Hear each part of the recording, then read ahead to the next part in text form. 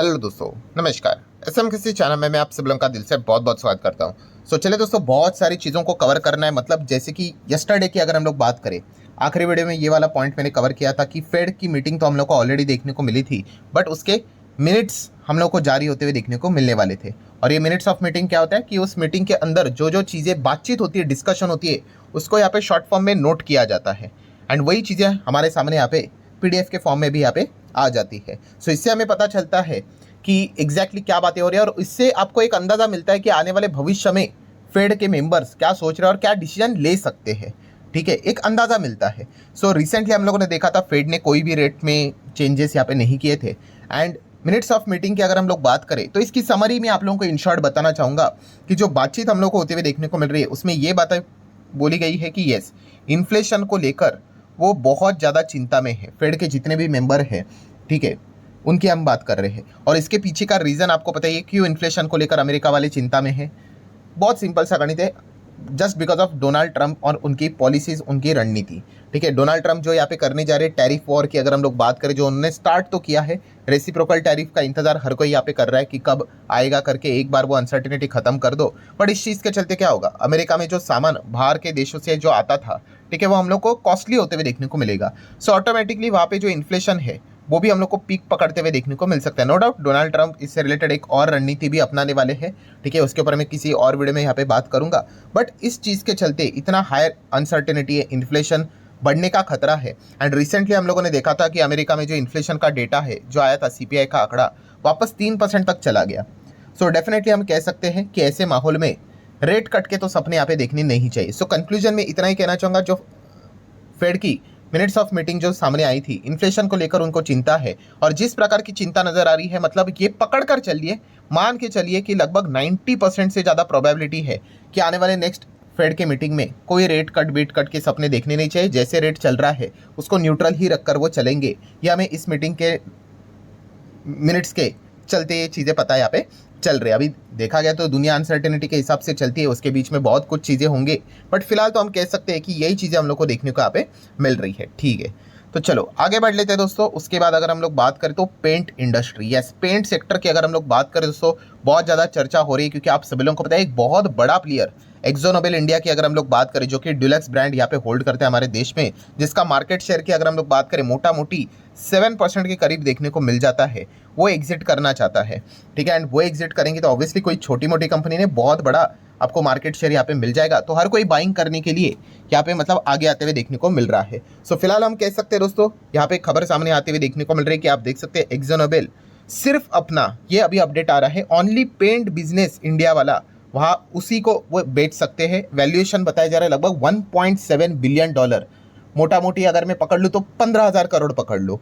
ठीक है, इतने में वो अपना यहाँ पे बिजनेस को बेचने की कोशिश यहाँ पे कर रहे हैं, रिपोर्ट के जरिए ऐसा बताया जा रहा है। ठीक है, and Pidilite, JSW paint, Indigo paint भी हम लोग को सेकंड राउंड में इंटर करते हुए देखने को यहाँ पे मिल चुके हैं। ठीक है, तो ये फिलहाल तो पॉइंट्स देखने को मिल रहे हैं। बीच में अभी अगर हम लोग बात करें दोस्तों, तो अभी ये $1.7 बिलियन देखने को मिल रहा है। अभी रिसेंटली इसके पहले भी आपको पता है, मैं बार बार आपको अपडेट्स आपके सामने लाते रहता हूँ, तो पहले जो डिमांड किया गया था इन्होंने वैल्यूएशन के चलते अगर मैं बात करूँ, तो आप चेक कर सकते हो कि अर्लियर वैल्यूएशन का डिमांड था लगभग अप टू $2 बिलियन। तो वहाँ से हम कह सकते हैं उन्होंने कम कर दिया वैल्यूएशन $1.7 बिलियन तक का। अभी फिलहाल तो बातें हम लोग को चलते हुए देखने को यहाँ पे मिल रही है। ठीक है, तो ये एक चीज़ नज़र आ रही है। एंड अभी आपने जैसे कि पढ़ा होगा कि बोला गया कि सिर्फ पेंट के बिजनेस के ही बेचने की बात कर रही है, तो कौन सा दूसरा बिजनेस है जिसको वो रिटर्न करेंगे। तो आप देख सकते हैं यहाँ पे इंडस्ट्रियल कोटिंग, ये जो बिजनेस है दोस्तों, उसको वो नहीं बेचेंगे, ऐसा रिपोर्ट के जरिए अभी पता है, फिलहाल तो यहाँ पे चल रहा है। ठीक है, तो ये एक पॉइंट हम लोग को देखने को मिल रहा है। देन सेकंड राउंड के अपडेट्स की अगर मैं बात करूं तो पीडीलाइट सोलो जाएगा, अकेला जाएगा, ऐसी खबरें सामने आ रही है। जहाँ पे JSW पेंट की बात करें भाई, वो पार्टनरशिप के थ्रू यहाँ पे चल सकता है। आइदर हम कह सकते हैं ब्लैकस्टोन के साथ जाए या फिर TPJ के साथ जाए। अभी आप बोलोगे ब्लैकस्टोन कहाँ से आ गया, तो आपको याद होगा कि कुछ दिन पहले यहाँ पे ब्लैकस्टोन का भी नाम सामने आया था कि यस, वो भी इंटरेस्टेड है एक्जो नोबेल पेंट का बिजनेस को खरीदने से रिलेटेड। तो शायद से हम कह सकते हैं कि इनके पार्टनरशिप के थ्रू भी बिडिंग यहाँ पे की जा सकती है, एंड जब मिलकर आते तो माइट भी अच्छा वैल्यूएशन भी दे दे, ये भी क्वाइट पॉसिबल है। हालांकि हम कह सकते हैं Asian paint and Berger paint जिन्होंने पहले बात की थी कि हम भी इस रेस में, बाद में उन्होंने ऑफिशियली बता दिया क्लियर कट कि हम इस रेस से बाहर है करके, क्योंकि वैल्यूएशन ज़्यादा है। सो तभी 2 बिलियन वैल्यूएशन की बात हो रही थी। ऑब्वियसली डॉलर के टर्म में भी बात करें, अभी 1.7 बिलियन डॉलर का नाम सामने आ रहा है। सो थोड़ा थोड़ा वैल्यूएशन हम लोग को कम होते हुए देखने को मिल रहा है। तो लेट्स सी आगे कौन बाजी मार लेता है। देन अगर हम लोग बात करेंगे सेमीकंडक्टर, देन एलएनजी, ये बिजनेस हमारे देश में लगातार ग्रो होते हुए देखने को मिल रहे हैं। एंड आइनॉक्स ग्रुप की अगर मैं बात करूं दोस्तों, उससे रिलेटेड जो कंपनीज है वो तैयारी कर रही है दोस्तों कि सेमीकंडक्टर में अपने बिजनेस को बहुत बड़ा बनाया जाए एंड एलएनजी ग्रोथ का भी फायदा यहाँ पे उठाया जाए। सो आइनॉक्स ग्रुप को अगर आप स्टडी कर रहे हो तो डेफिनेटली यहाँ पे हम कह सकते हैं, अभी देखिए जो आइनॉक्स एयर प्रोडक्ट जो कंपनी है, ठीक है, सो वो तो हम लोगों को मार्केट में देखने को नहीं मिलते, बट आइनॉक्स इंडिया ये कंपनी को आप जरूर चाहो तो स्टडी कर सकते हैं। बट इसका जो फोकस हम लोग को देखने को मिल रहा है वो एलएनजी, मतलब आप चेक कर सकते हैं सेमीकंडक्टर का जो इंफ्रास्ट्रक्चर, उससे रिलेटेड जो गैस रिलेटेड इंफ्रास्ट्रक्चर है, ठीक है, एंड एलएनजी स्टोरेज फैसिलिटीज़ की अगर हम लोग बात करें, ठीक है, वहाँ पे पोटेंशियल क्या क्या अपॉर्चुनिटीज़ निकल कर आ रहे हैं, वहाँ पे उनका ज़्यादा फोकस हम लोग को देखने को यहाँ पे मिल रहा है। तो ऑब्वियसली जैसे मैंने आपको बताया था कि ऐसा बात नहीं है कि सेमीकंडक्टर मतलब डायरेक्टली बनाने से रिलेटेड बात होती है, उससे रिलेटेड बहुत सारे मल्टीपल बिजनेसेस चलते हैं। इससे रिलेटेड मैंने आप लोगों को एग्जाम्पल दिया था गाड़ी का, ठीक है, गाड़ी के बिजनेस की अगर हम लोग बात करें तो कोई भी गाड़ी वाली कंपनी टायर नहीं बनाती है, ना ही गाड़ी के अंदर जो सीट्स रहते हैं वो भी बनाती है, ना ही वो एसी भी बनाती है, ठीक है। बहुत सारे अलग अलग कंपनीज ये पार्ट्स यहाँ पे बनाते हैं जिसको वो कंपनी बाद में असेंबल करके मैन्युफैक्चर करके यहाँ पे आगे लेकर आती है। तो वैसे ही सेमीकंडक्टर की भी अगर बात करें तो बहुत सारे मल्टीपल बिजनेसेस हम लोग को चलते हुए देखने को मिल जाते हैं, ठीक है। देन अगर हम लोग बात करेंगे दोस्तों तो वारे, यस, वारे की अगर हम बात करें तो यहाँ पे हम कह सकते हैं कि कंपनी को एक और ऑर्डर मिलते हुए देखने को मिल चुका है टू सप्लाई सोलर मॉड्यूल्स। तो कंपनी का काम ही भाई सोलर मॉड्यूल से रिलेटेड है, तो वही चीज़ें चलती रहेगी। 362.5 मेगावाट कैपेसिटी का सोलर मॉड्यूल से रिलेटेड इनको ऑर्डर मिलते हुए देखने को यहाँ पे मिल चुका है। बट जब से ट्रंप ने यहाँ पे बातें बोल के रखी हुई, आप सभी लोगों को पता ही है कि वो तो रिन्यूएबल एनर्जी के खिलाफ ही देखने को मिल जाते हैं, तब से हम कह सकते हैं कि रिन्यूएबल कंपनियाँ जो विदेश में काम करती है या फिर अमेरिका से ताल्लुक रखती है डायरेक्टली और इनडायरेक्टली, उनकी हालत हम लोग को खराब होते हुए देखने को मिली है। अभी भी अनसर्टिनिटी है एग्जैक्टली ट्रंप क्या करेंगे करके, क्योंकि काफ़ी सारे लोग उनके जो खास करके क्लाइमेट चेंज को लेकर जो उनका रवैया है उसके खिलाफ देखने को मिल रहे हैं।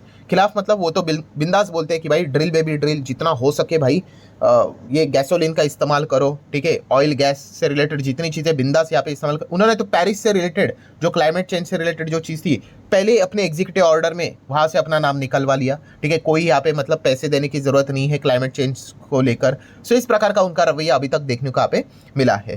सो लेट्स सी आगे जाके उनका कोई मन बदलता है कि नहीं, क्योंकि इलॉन मस्क की बात करें तो इस चीज़ को लेकर वो काफ़ी कंसर्न यहाँ पे रहते हैं, वरना तो इलेक्ट्रिक व्हीकल को लेकर भी वो उल्टी सीधी बातें यहाँ पे करते थे, ठीक है, वो थोड़ी बहुत कम हुई है बिकॉज इलॉन मस्क ईवी से रिलेटेड ही काम करते हैं।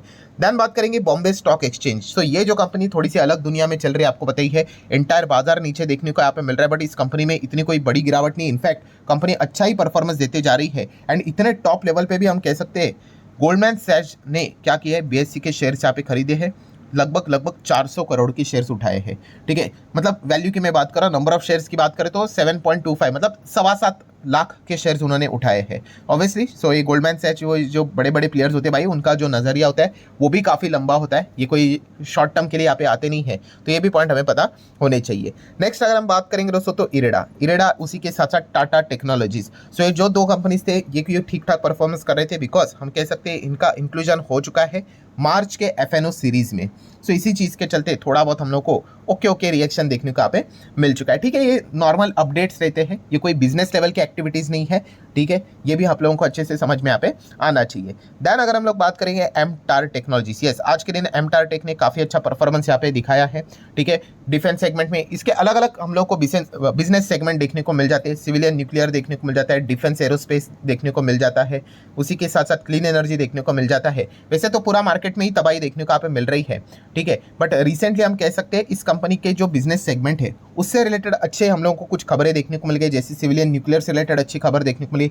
डिफेंस से रिलेटेड अगर हम लोग बात करें तो अलोकेशन तो सरकार का काफ़ी कम था, ठीक है, बट एटलीस्ट हम यहाँ पे कह सकते हैं कि डिफेंस को लेकर अभी सरकार की एक जो कल के दिन अपडेट यहाँ पे आई थी कि वो FDI की लिमिट में रिलैक्सेशन प्रोवाइड करने की बात यहाँ पे कर रहे थे। तो इस प्रकार के कुछ अपडेट्स हम लोग को देखने को यहाँ पे मिल चुके हैं। क्लीन एनर्जी से लेकर भी सरकार के कुछ अच्छे पॉइंट्स देखने को मिले हैं, तो इसका थोड़ा बहुत फर्क तो हम लोग को कंपनीज पे पड़ते हुए देखने को यहाँ पे मिल जाता है। सो ठीक है दोस्तों, अभी आ जाते हैं आखिरी पॉइंट के ऊपर जहाँ पे हमारा फोकस रहता है कि FIS-DIS एक्टिविटीज़ वाला डेटा। सो आज के दिन की अगर हम बात करें, हाँ डेटा आने में काफ़ी यहाँ पे देर हो गया, ठीक है, इसीलिए वीडियो भी काफ़ी लेट आते हुए देखने को यहाँ पे मिल रही है।